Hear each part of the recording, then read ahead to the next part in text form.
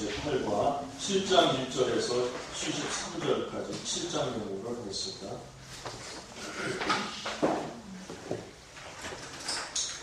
7장은 사람들의 목록이 아주 길게 나오는 그런 장입니다. 관찰하기가 별로 어렵지 않으니까 금방 할 수 있겠죠. 자, 제가 몇 가지 핵심 단어를 제시해 드릴 테니까 그것을 중심으로 한번 기억해 보시고 표시해 보시기 바랍니다.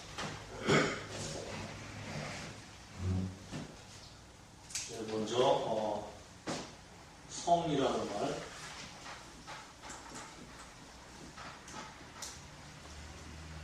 예루살렘,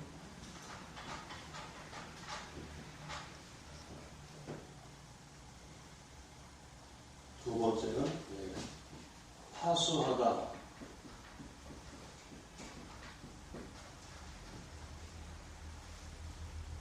그리고 세 번째는 돌아오다, 돌아온 자, 돌아와, 그런 말 다 함께 표시하면 되겠습니다. 그 다음에 네 번째는 거민, 그리고 또는 거하다,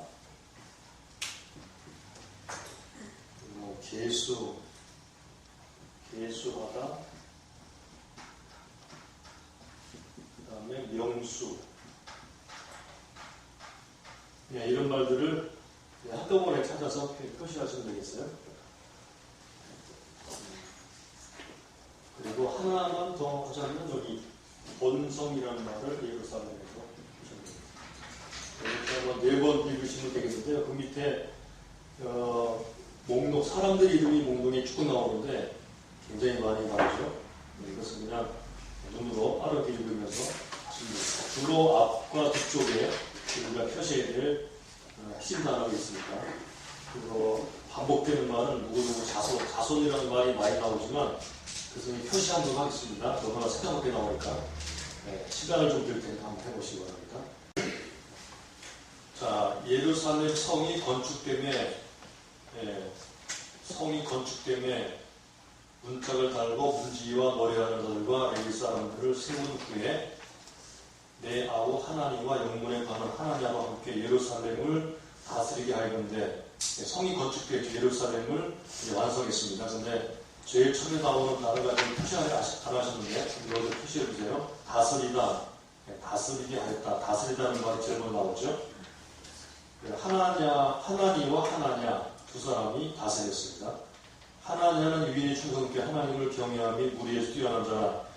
내가 저희에게 이르기를 해가 높이 뜨기 전에는 예루살렘 창문을 열지 말고 아직 파수할 때에 이제 다스리면서 파수한다는 얘기가 몇 번 등장해요. 곧 문을 닫고 빗장을 지르며 또 예루살렘 거민으로 각각 단차를 따라 파수하되 자기 집 맞은편을 지키게 하였노라. 지키다, 파수하다, 지키다 3번 나오죠.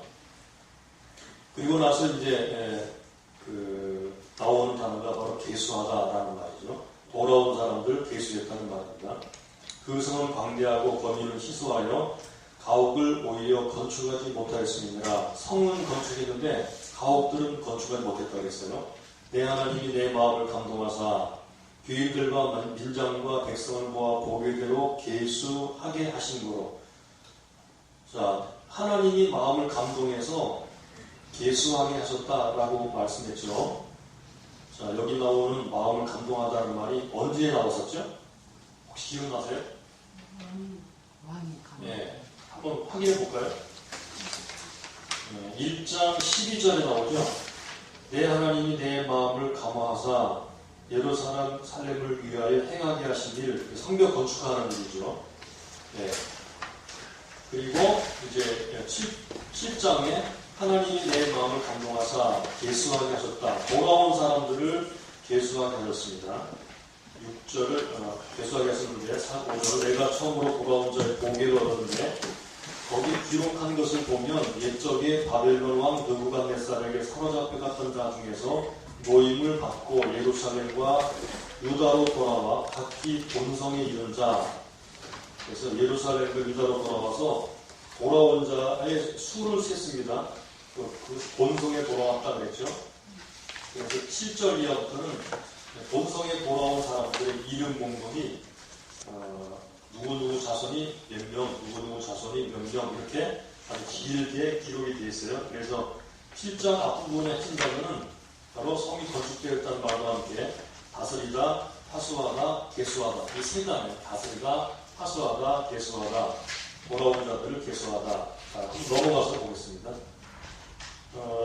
7장 73절 이와 같이 제사장들과 레위 사람들과 문지기들과 노래하는 자들과 백성 몇 명과 느드님 사람들과 온 이스라엘이 다 그 본성에 거하였느니라. 온 이스라엘이 다 그 본성에 거하였느니라. 여기 온 이스라엘이 다 여기도 표시해주세요. 이것이 굉장히 의미심장한 그런 중요한 단어예요. 그리고 이제 8장에 들어가서는 모든 백성이라는 말이 나오는데 온 이스라엘이 이제 본성에 거하였다라고 7장을 마칩니다. 7장이 이렇게 우리가 볼 때는 별로 읽을 것이 없는 것 같이 보여도 굉장히 중요한 장이에요. 왜 그렇게 중요한 장인지 그거 하나씩 알게 될 것입니다. 자, 그러면 7장이 말하고자 하는 핵심은요, 뭐냐면, 뭘까요? 1장의 기도가 드디어 완전히 성취되었다는 것입니다. 1장에서 느헤미야가 어떻게 기도했죠? 기억나시나요? 다시 1장으로 또 확인해 보겠습니다.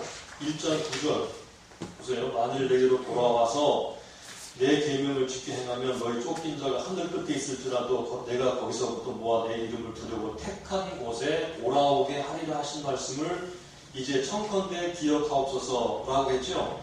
이 말이 드디어 성취된 것입니다. 하나님께서 이 말씀대로 택한 곳이 예루살렘으로 돌아오게 하셨습니다. 그 돌아오게 하신 자들이 누구인가? 돌아온 자들이 누구인가 하는 것이 이제 그 나오는 자손들의 목록이에요.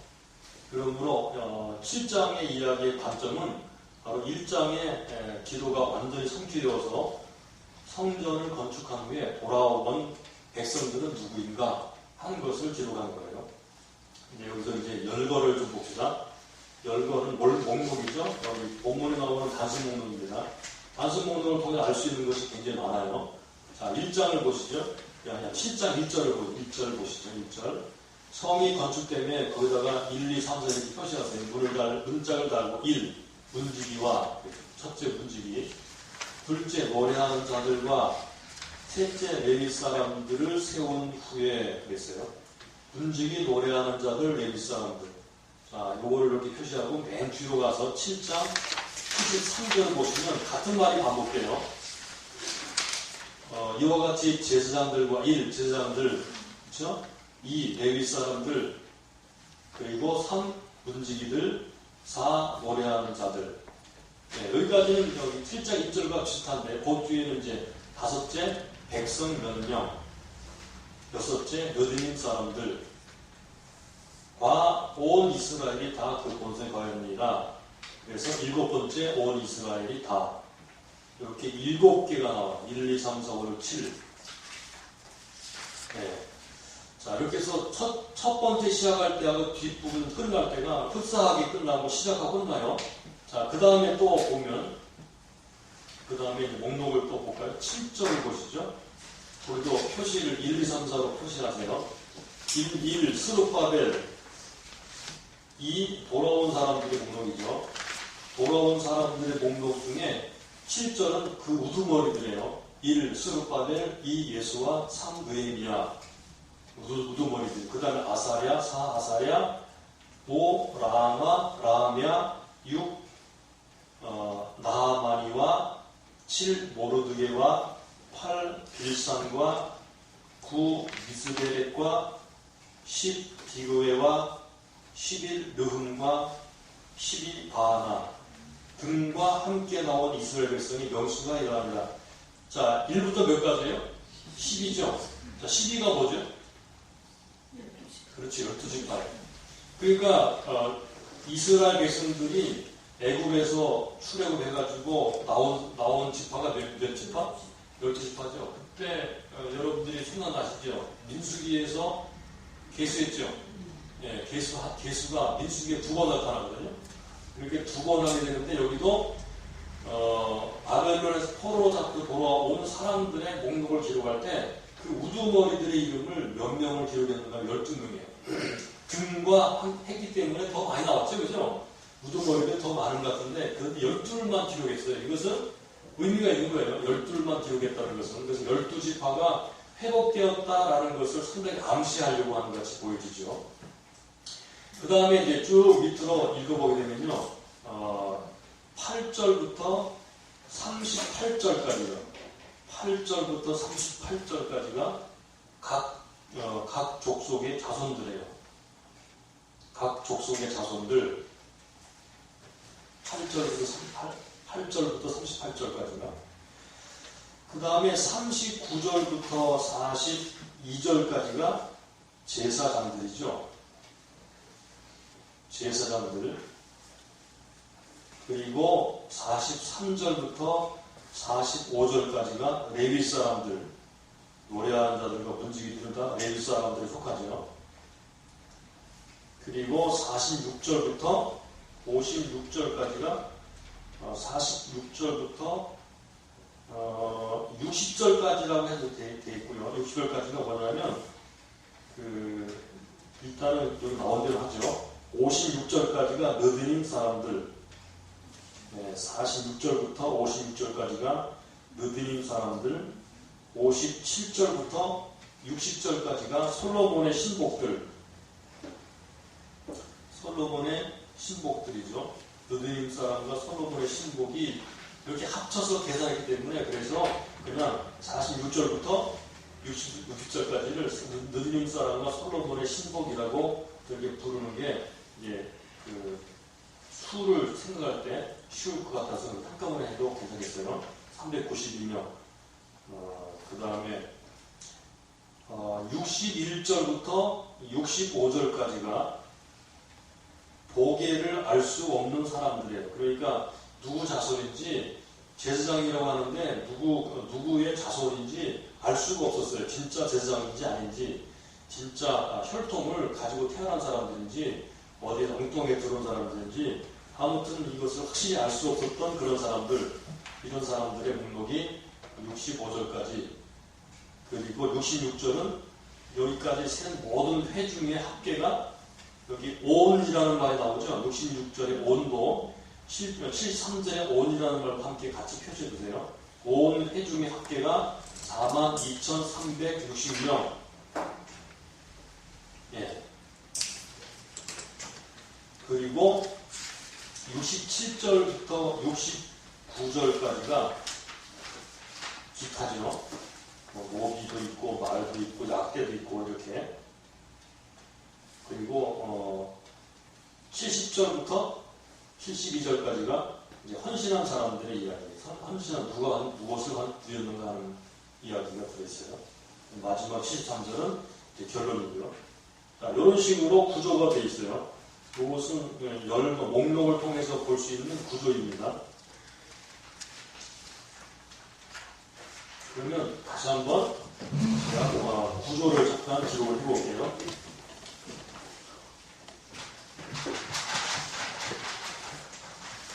성경, 특별히 구약 성경에서 사람들의 그 자손, 혈통 혹은 족보는요 굉장히 중요해요.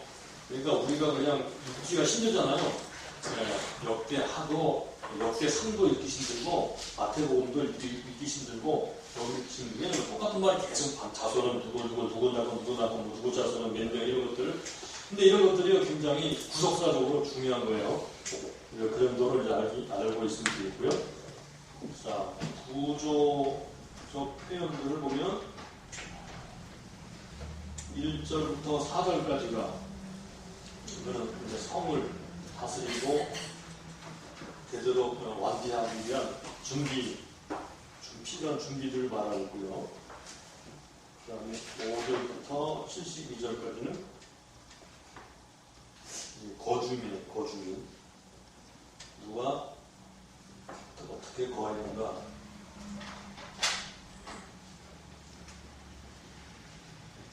거주민 중에서 조금 이제 자세하게 나누면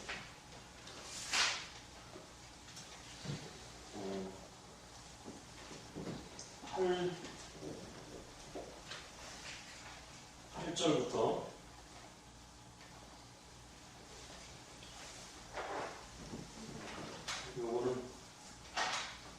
5절부터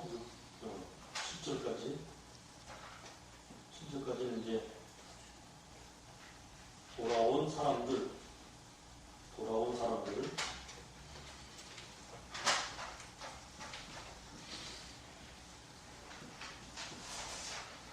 예, 8절부터 구체적인 목록이 나오죠. 그래서 8절부터 38절까지는 일반 백성들, 일반 자손들, 39절부터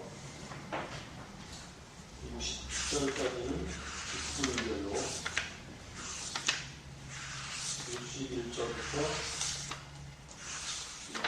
65절까지는 그는 족보가 없는 사람들, 그리고 66절은 학계, 67절부터 72절까지는 교회, 그리고 73절은 전원 이렇게 되어 있어요. 그래서 크게는 이제 세 개의 구조를 가지고 있죠. 중지, 그 다음에 거주민, 그리고 결론. 이렇게. 내용이 다수하니까 이것을 아는 것은 별로 어렵지 않죠. 그러면 지금까지 했던 것을 단락으로 나누면 이렇습니다. 조금 더 자세하게 써보겠습니다. 단락은 여러분들이 다 나눈 거나 마찬가지니까.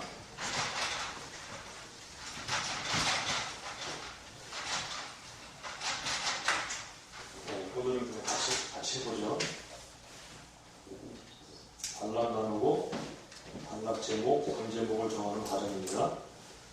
그래서 제목은 돌아온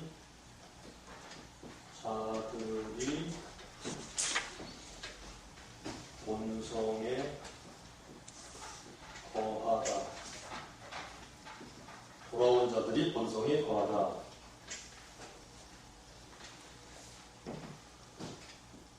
부터 4절까지는 성을 건축한 후 글씨가 뜨뜻하더라고요.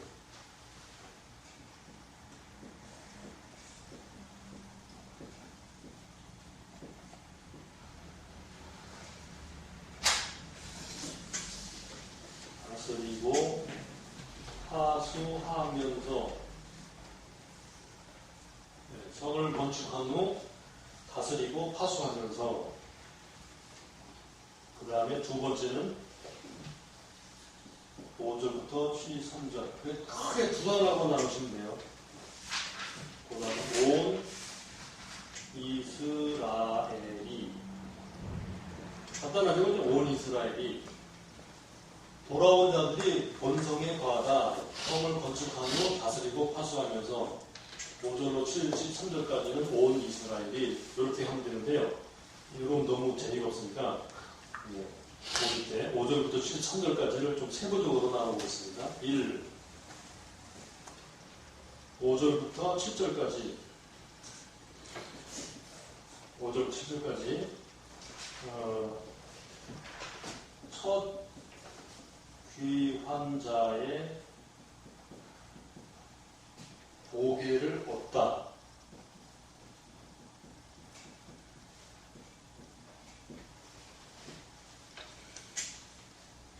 첫이란 말은 빼도 돼요. 귀환자의 보혜를 얻다. 8절부터 38절까지는 8절에서 38절까지는 각 족속의 자손들, 그리고 세 번째 39절에서 42절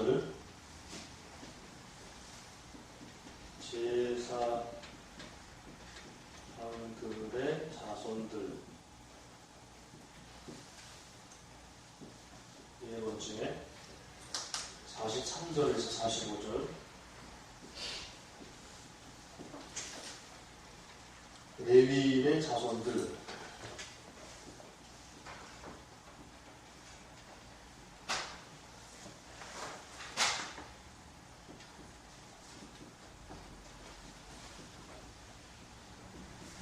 레위인의 자손들.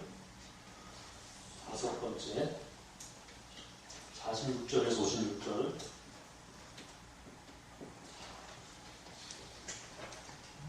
느디님 사람들.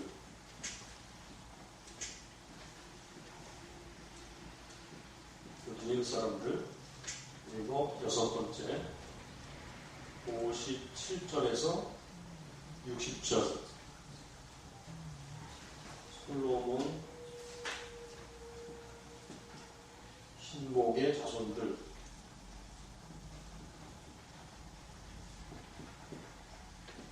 일곱 번째. 61절에서 65절.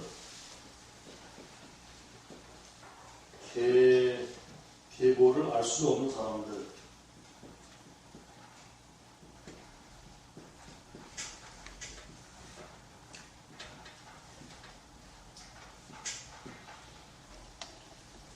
네, 마지막 여덟 번째.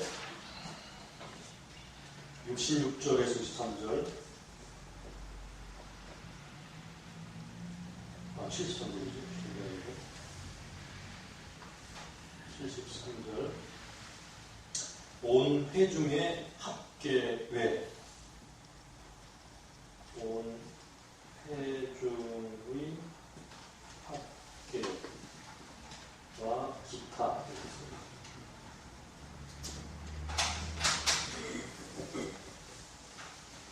이게 7장의 단락 나누기고 단락의 제목과 장제목입니다. 네. 사람들이 많이 나오니까 그걸 다 기억하는 것은 그렇게 쉬운 것은 아닙니다. 그래도 대략적으로 첫 귀환자의 복에 각 족속의 자손들, 제사장 자손들, 레위 자손들, 느디님 사람 자손들, 솔로몬 신복 자손들, 계보를 알 수 없는 사람들, 온 회중의 합계. 자, 합계가 총 몇 명인지 한번 확인해 볼까요? 66절 보시면 합계가 42,360명. 굉장히 적죠? 예, 옛날에 민수기 때는 굉장히 많았죠, 그죠? 예, 그때는 뭐 거의 60만인가요? 제 기억이 안 나요. 굉장히 하여튼간에 많이 많았었어요. 근데 지금은 이렇게 아주 작습니다. 그런데도 불구하고 하나님께서 그 약속을 다시 기억하셔서 돌아오게 하셨다, 언약을 지키셨다 라고 하는 그런 강력한 신학적 메시지가 본문 안에 들어있어요. 그러면 다시 이제 돌아가서 교재를 보겠습니다. 두 번째, 큰 섹션 두 번째. 1번, 지금까지 연구한 각 단원의 주요 요지를 아래 제목에 몰아보겠습니다. 복습 삼아서 한번 어떻게 해서 여기까지 왔는가. 자, 필요하신 분은 기록을 하세요. 1번, 1장 1절부터 2장 10절까지는요. 어떤 이야기죠? 니에미야 기도하고 그 다음에 돌아왔다는 얘기죠. 예. 자, 간단한 느헤미야가 예루살렘의 소식을 들은 후 간절히 기도하여 응답받고 돌아오다. 예, 요 이야기죠. 기억나시죠? 느헤미야가 예루살렘의 소식을 들은 후 간절히 기도하여 응답받고 돌아오다. 예, 두 번째 2장 11절부터 3장 32절. 여기가 두 번째 단원인데 느헤미야가 현장을 살핀 후 성벽 건축을 촉구하고 건축을 시작하다.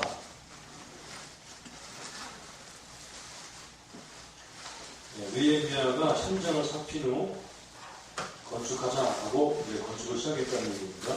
그 다음에 세 번째 단원 4장 1절로 있어는 4장입니다. 4장, 5장, 6장 이야기 좀 잘 아시죠? 4장은 대적들의 방해와 공격에 대적들의 방해와 공격에 기도하고 파수하면서 막아내고 건축을 계속하다. 198페이지라고 있어요. 페이지 수가 맞나 모르겠는데 교재는 198페이지입니다. 72. 172예요? 왜 댓글을 차이가 났습니다. 172페이지라는 것 같습니다. 자, 그 다음에 가로 네 번째 단원 5장 1절로 19절 5장입니다. 내부의 빈부 갈등을 말씀대로 해결하면서 건축하다.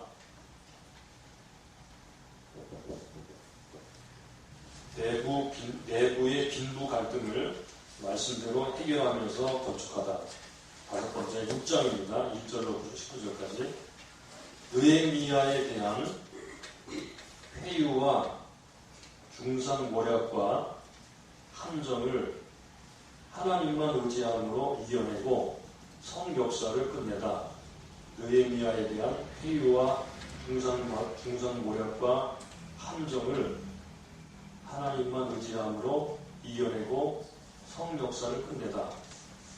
그냥 간단하게 느헤미야의 공격을 이겨내고 성역사를 끝내다 그렇게 해도 괜찮아요. 근데 기억하기 위해서 이렇게 만든 거예요. 그 다음에 이제 마지막 7장 1절부터 73절 7번째 완공된 성을 지키고 다스릴 사람을 세우고 각기 본성에 거하게 된 백성들을 계수하다.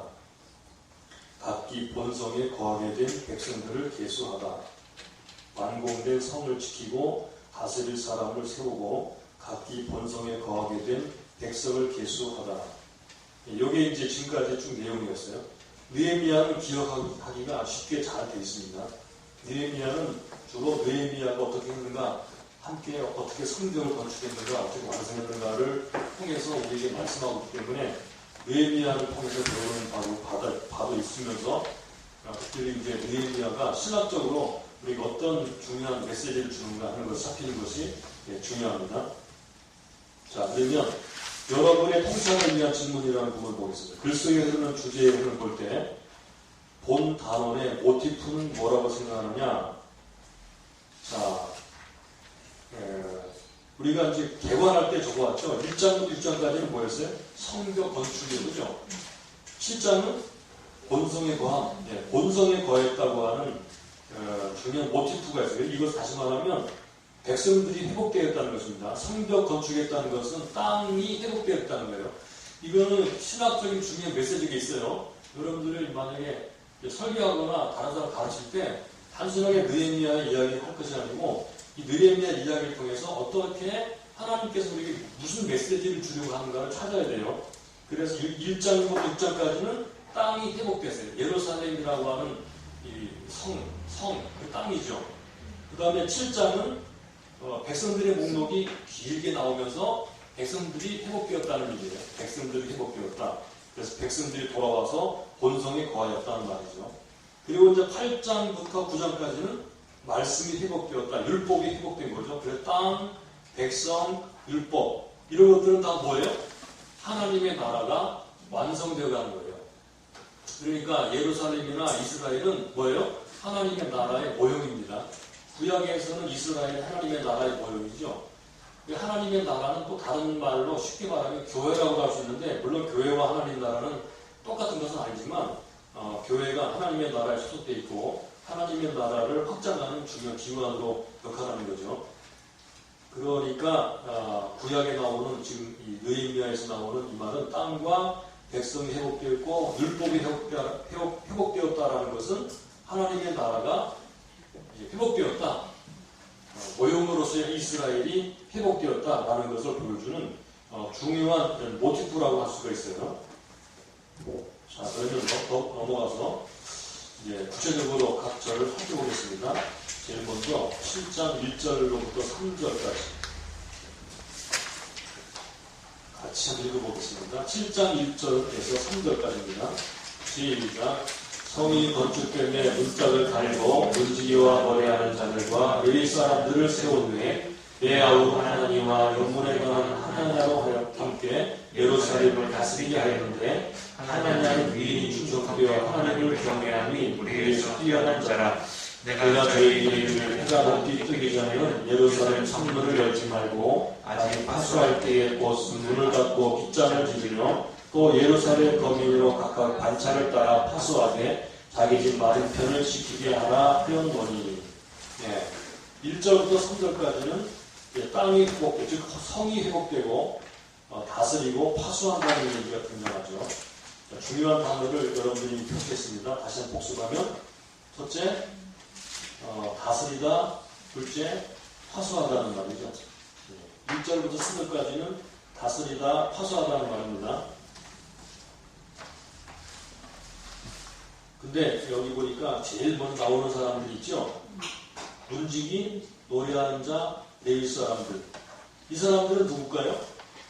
이제 설이 조금 이제 많이 나오긴 하는데, 그런데 우리가 보통 생각할 때 이것은 레위 사람들이에요. 그죠? 문지기는 보통 누구를 가리킨가 하면 성전에서 지키는 문지기들을 보통 문지기라고 불러요. 노래하는 자들은 성전에서 노래하는 사람들이고요. 레위 사람들이 제일 뒤에 나오는 레위 사람들은 성전에서 섬기는 사람들이죠. 여러분 이해하시겠죠? 그런데 현대인의 성경이나 표준 세번역에서는 여기 나오는 문지기를 성전 문지기라 이렇게 얘기를 했어요. 어떤 책에는 문지기를 성을 지키는 문지기라고 이렇게 해석을 하기도 했는데, 여기 나오는 노래하는 자들, 레위 사람들과 함께 볼 때 문지기가 단순하게 성벽을 지키는 그런 문지기라고 보기는 그렇고, 현대인의 성경이나 표준 세번역처럼 성전 문지기라고 하는 것이 더 문맥을 볼 때 좀 편안하게 주님같이 보여집니다. 그렇다면 이제 생각할 게 하나 있죠. 그렇다면 왜 성벽 건축을 끝나고 문짝을 달고 제일 먼저 언급되는 사람들이 문지기라든가 노래하는 사람들이라든가 레위 사람들이라는, 보통 우리가 다 함께 합쳐서 레위 사람들이죠. 이것은 어디에서 봉사하는 사람들이에요? 성전에서 봉사하는 사람들이에요. 그러니까 7장의 순서가 제일 먼저 언급되는 사람 누군가 하면 성전에서 예배할 때 필요한 사람들, 성전에서 섬기는 사람들. 그러므로 본문에서 나오는 얘기는요, 첫 번째 언급되는 사람들이 성전 봉사자들이고요. 두 번째는 뭐죠? 예루살렘을 다스리는 통치에 대한 이야기고요. 여러분 이해되시죠? 세 번째는 예루살렘을 지키는 사람들이에요. 세 가지를 여러분 기억하세요. 문지기와 노래하는 자들과 레위 사람들 세운 후에 다스리게 하였는데 파수하였다 이렇게 나오는 거예요. 그럼 이것은 의미가 있죠, 그죠? 느헤미야가 항상 제일 먼저 생각했던 것은 뭔가 하면 성전 중심으로 예루살렘이 돌아가도록 한다는 거예요. 성전 중심으로. 예배를 중심으로 나라를 다스리고 또 지킨다 하는 것, 하나님 중심이죠. 그러니까 다시 말하면 하나님 중심으로 성을 다스리고 나라를 다스리고 나라를 지킨다.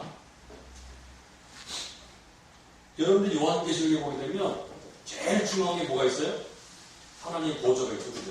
보좌가 있고 그 주변에 이렇게 순서대로 쫙 이렇게 나가요. 그러니까 예루살렘 성도 가장 핵심이 뭐냐면 예루살렘 성전이에요. 우리가 이제 12장에 들어가서 보게 되면 성전 봉헌식을 할 때 결국은 어디다 모여지죠? 예루살렘 성전에 모여지죠.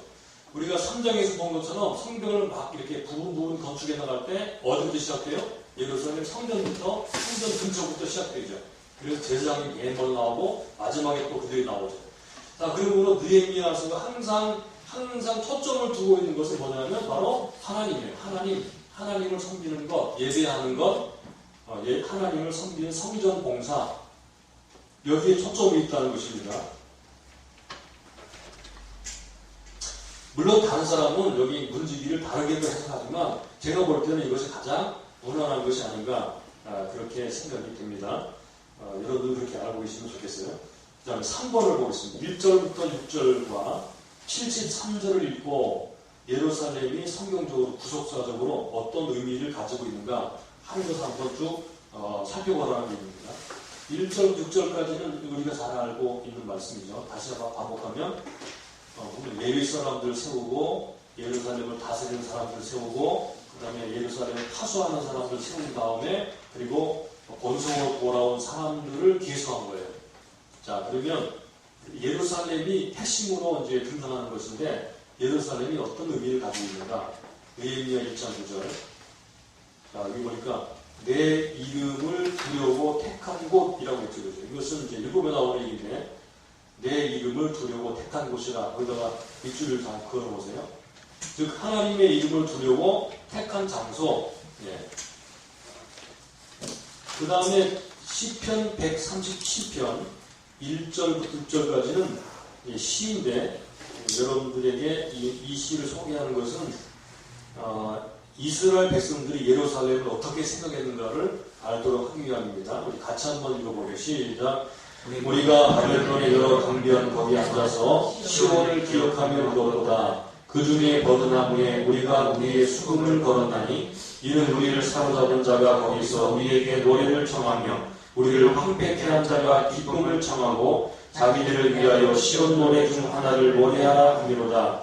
우리가 이방에 있어서 어찌 여호와의 노래를 부르고 예루살렘아 내가 너를 잊을진대 내 오른손이 그 죄를 잊을지로다. 내가 예루살렘을 기억하지 아니하거나 내가 너를 나의 제일 즐거운 것보다 지나치게 아니할진대 내 혀가 내 입천장에 붙을지로다. 아멘. 여기 보니까 여기 시온이 어디죠? 예루살렘이죠, 그죠? 근데 시온 노래라고 했어요. 시온 노래. 이것은 시온 노래는 누구를 위해서 부르는 노래예요? 이거는 하나님을 노래하는 거죠. 그래서 여호와의 노래라고 되어 있어요. 3절에서는 시온 노래 중 하나라고 되어 있는데 4절에서는 어찌 여호와의 노래를 부를꼬라고 함으로써 시온 노래가 여호와의 노래라는 것을 알 수 있죠. 그러므로 시온은 하나님이 계신 곳이고 거기서 하나님을 찬양했어요. 그래서 하나님을 하나님이 찬양 받으시는 곳이고요. 5절 예루살렘아 그러면서 너를 잊을 수가 없다 이렇게 말하죠. 그러니까 바벨론 사람들이 시온 노래를 불러라 라고 했을 때 그것을 요청에 응할 수 없었던 이유가 뭐예요? 그것은 하나님에게만 부르는 노래지 사람들을 즐거워하라고 부르는 노래가 아니었기 때문에 부를 수가 없다 그런 말이죠. 여호와의 노래와 그들의 예루살렘을 잊지 못하는 것은 어떤 관련이죠? 바로 거기서 하나님께 찬양하면서 하나님을 섬겼던 때를 기억하기 때문에 그래요. 그래서 예루살렘을 가장 기뻐하고 즐거워의 대상으로 말하는 이유가 뭐냐면 바로 하나님이 예루살렘을 선택하시고 그곳에 임하셔서 이스라엘의 정체성이 바로 예루살렘에 있었어요. 예루살렘이 무너지면 이스라엘이 무너지는 거예요. 그러니까 예루살렘 여행이 중요하죠. 거기에 성전이 있었고요. 거기에는 하나님이 임재해서 이스라엘 특히 하나님의 백성이라고 하는 특별한 정체성이 바로 예루살렘에 있었기 때문에 그랬어요. 그러니까 예루살렘은 이스라엘 백성들에게 굉장히 중요한 의미를 지닌 그런 장소였습니다. 이스라엘 백성들의 정체성을 알려주는 그런 장소가 되었었습니다. 그 다음에 넘어가 보죠.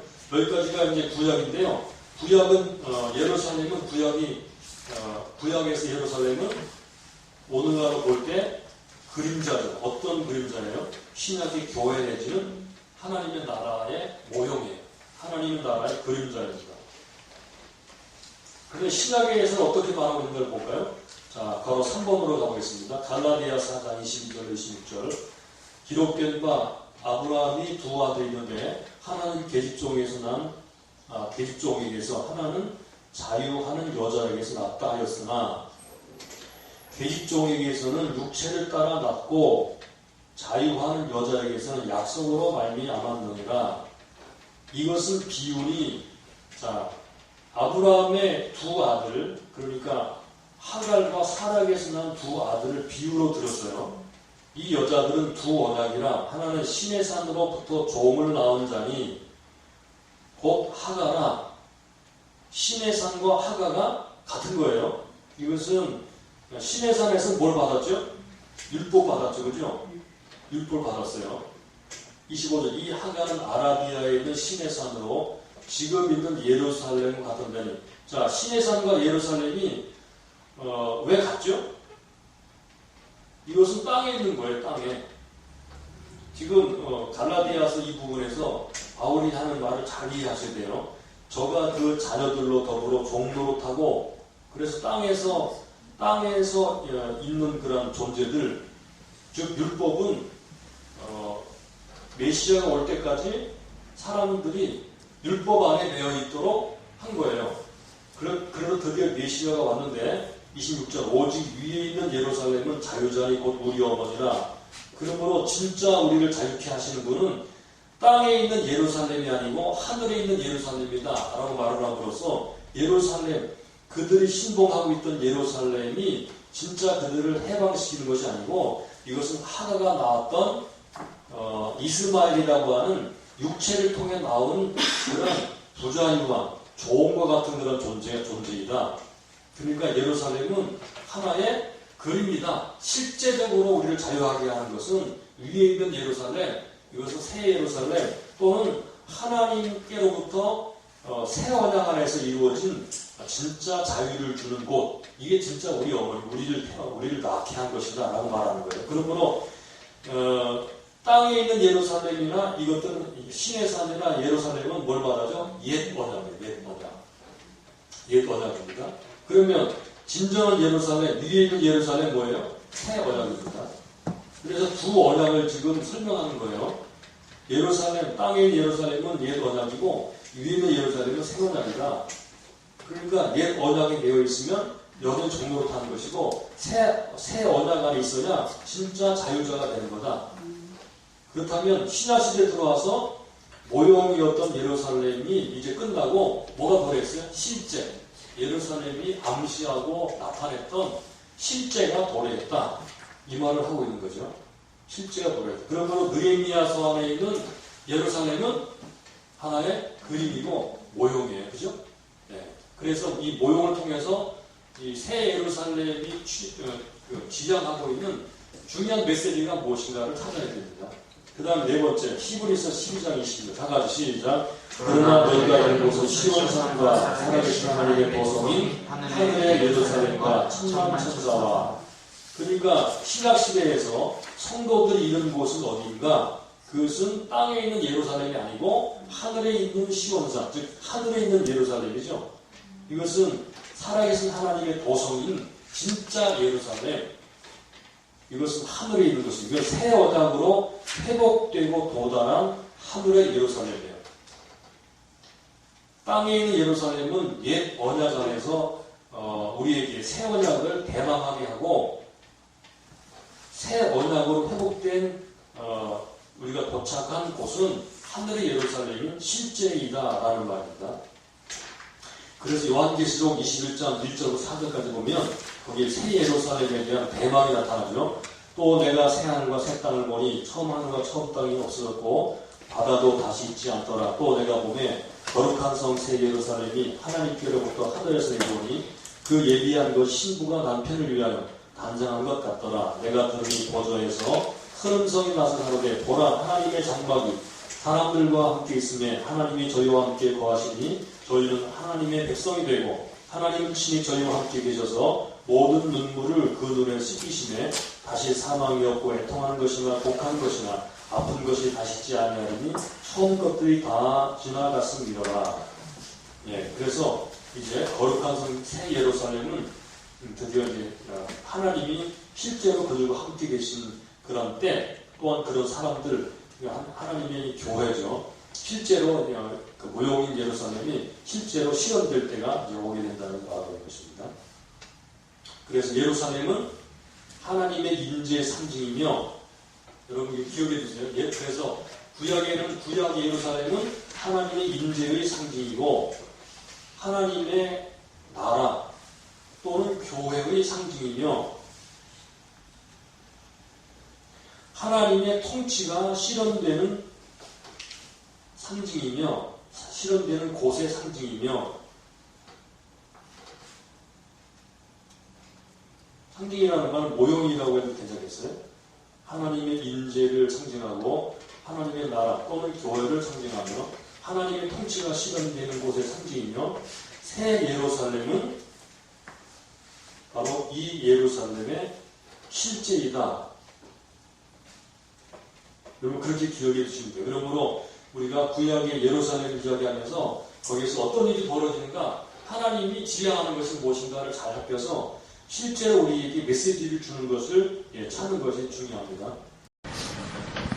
그러면서요, 느헤미야는 이제 5절에 보면요, 5절부터 7절 그리고 그 뒷부분에 이제 백성들의 숫자를 세고 자손들이 누가 있는가를 쭉 기록을 하고 있습니다. 여기 5절에 보면요, 내 하나님이 내 마음을 감동하사 그랬습니다.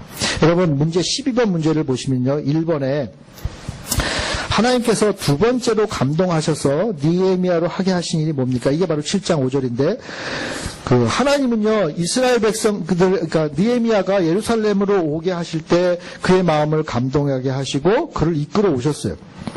그리고 이제 두 번째 감동해서 하신 일이 뭐냐?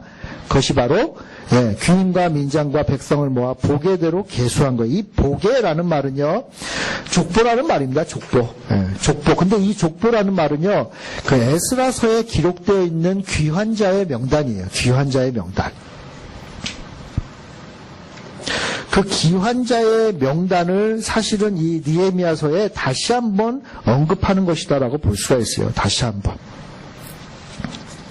그러면서 12명의 그 지도자들을 언급한 다음에 이제 여러 사람들을 쭉 언급을 하고 있습니다. 자, 여기 보면 12번 문제를 한번 좀 빨리 한번 좀 살펴보죠. 12번 문제 2번은 7절에 기록된 귀환 때의 지도자가 몇 명입니까 그랬는데, 여기 7절에 보면 몇 명이 나오죠?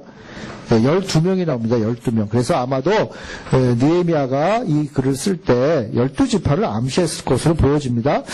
또 66절과 69절을 보면은 출애굽기 12장의 말씀과 유사하죠. 회중이 나오고 노비가 나오고 노래하는 남녀가 나오고 짐승들이 나오는데, 이것은 출애굽기에서 나올 때 그 사람들과 가축들을 언급함과 유사합니다.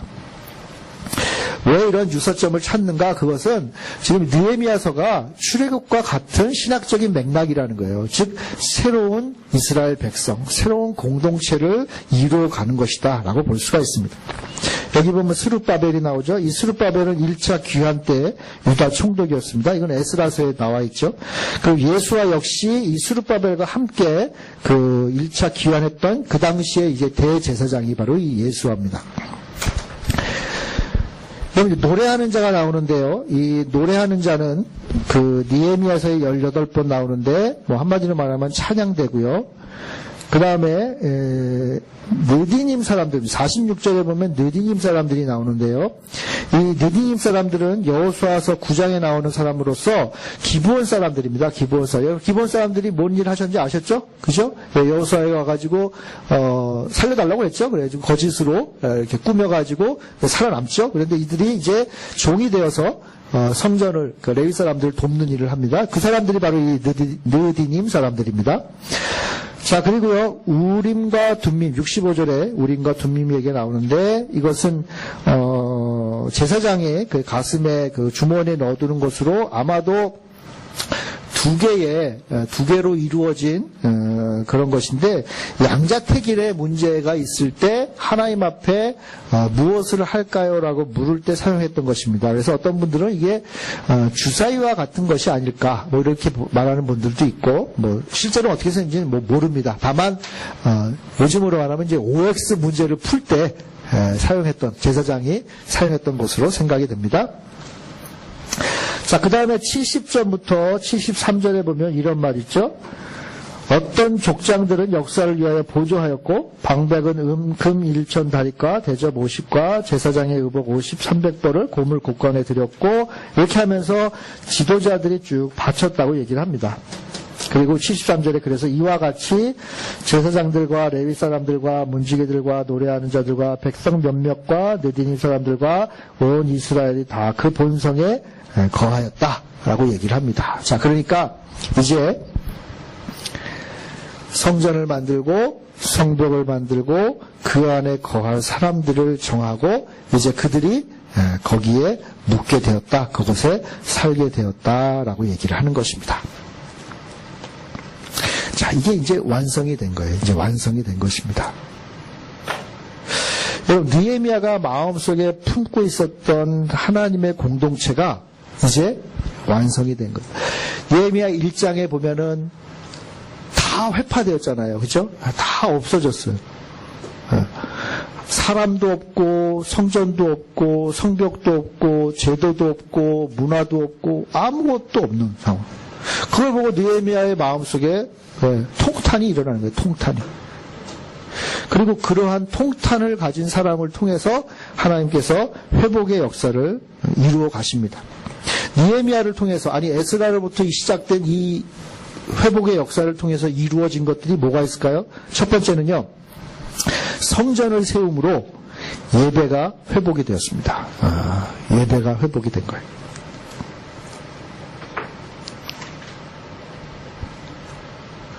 우리의 삶에도요, 성전을 회복시키는, 예배를 회복시키는 일이 굉장히 중요합니다.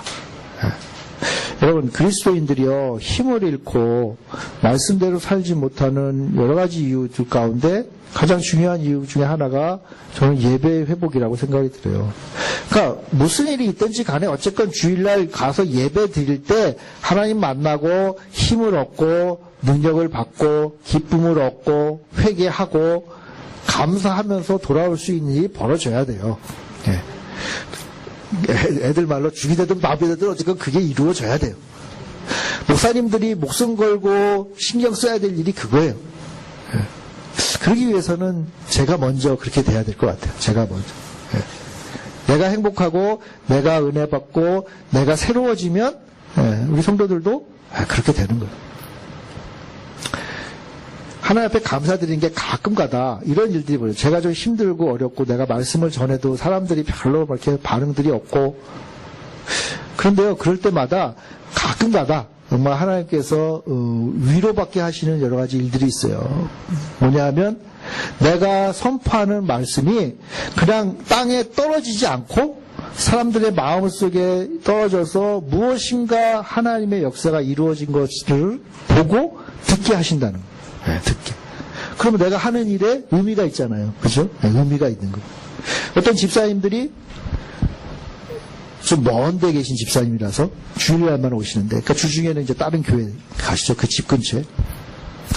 그 집 근처에 있던 교회 목사님의 설교를 듣고 되게 은혜를 받았다는 거예요. 이씨, 짜증나잖아요. 그럼 그 교회 가지? 내가.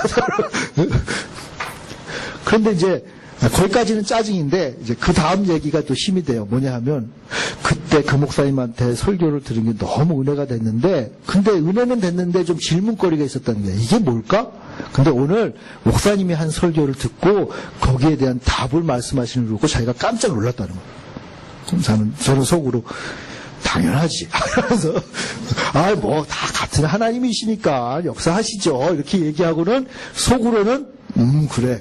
내가 더 센 거야. 그래서, 자기 스스로 이제 위안을 삼는 거죠. 근데 저는요, 그게 참 위안이 돼요. 왜냐하면 내가 한 말이 의미 없이 떨어져서 사라지지 않는구나. 하나님이 역사하시는구나. 그걸 참 감사해요. 또 한 가지 또 힘이 됐던 건 뭐냐 하면요. 우리 둘째 딸이 석 주 전부터 설교를 할 때 목을 쳐들고 나를 본다는 거예요. 너무 힘이 되는 거예요. 다른 집사들 머리 수그리고 자도 상관없어. 생전 듣지도 않고 듣게 하겠지만 걔가 머리카락이 여기까지 내려와요. 거의 링이야, 링. 이렇게 쓰고 있으면 링. 그냥 막 이러고 있어. 안 보여요. 근데 걔가 나를 쫙 이렇게 쳐다보고 있는 거예요. 너무 힘이 되는 거예요. 이야, 우리 딸한테 나를 인정받는 목사구나. 뭐 언제 또 술일지 모르죠. 그죠? 예. 저도 그건 알아요. 예. 그런데, 내 말이 우리 딸에게 하나님의 역사하시는 도구가 되는구나. 이 예배를 통해서 하나님이 일을 하시는구나. 그걸 보니까 너무 행복해요. 너무.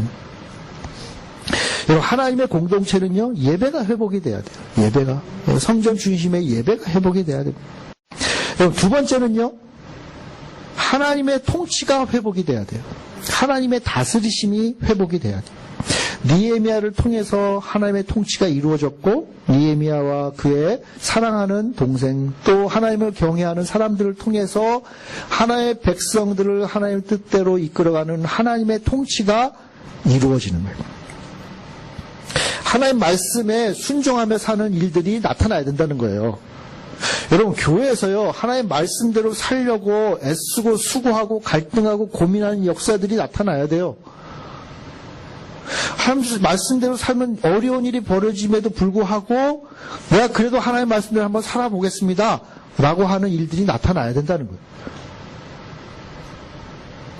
하나님의 통치를 받지 않으면 사단의 통치를 받는 거예요. 이거는 중간지대가 없지 않습니까? 그렇죠? 중간지대가 없어요. 세 번째는요, 성벽을 쌓음으로써 그 성벽 안에 들어감으로써 하나님의 백성의 구별됨이 회복이 되고 있어요. 하나님의 백성의 구별됨이 회복이 됩니다. 굳이 예루살렘 성을 쌓으려고 한 이유는 바로 이거예요. 이방과 다르다는 거예요. 우리는 다르다. 우리는 다른 존재들이다. 라는 것을 보여주는 것입니다.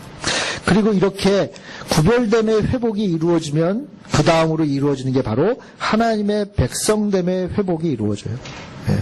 성벽에 들어와서 구별돼야 백성이 되는 겁니다. 세상에서 살면서 내가 하나님의 백성이야 라고 세상과 똑같이 살면서 나는 하나님의 백성이야 하면 안 된다는 거예요. 다른 곳에 살아야 다른 사람이 되는 거예요.